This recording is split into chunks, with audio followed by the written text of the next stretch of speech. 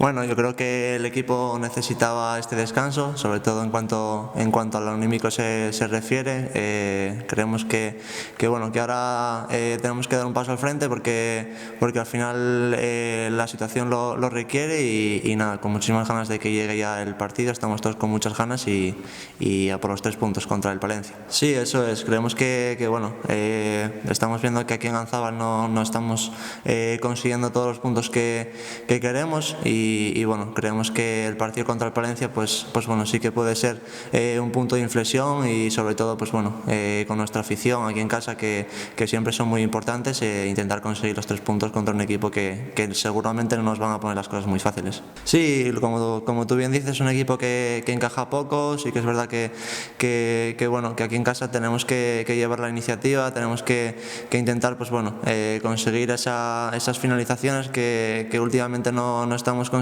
y ya te digo, con muchas ganas todo el equipo de sacar los 3 puntos y reivindicarnos aquí delante de toda nuestra gente. Bueno, para nosotros es fundamental el apoyo de la afición. Se ve que bueno, que estamos ante un año bastante complicado, que los resultados no están saliendo, pero siempre tenemos a la afición, que estemos donde estemos. En Torrelavega se vio, en Avilés se vio, aquí contra Arenteiro se vio que se vive pues bueno, un ambiente espectacular con ellos y para nosotros es muy importante. Al final creo que tenemos que remar todos en la misma dirección. Sabemos que no es una situación fácil ni para nosotros los primeros ni para ellos y yo creo que con el apoyo de ellos y que nosotros demos un pasito adelante en esta segunda vuelta pues vamos a conseguir todos juntos el objetivo.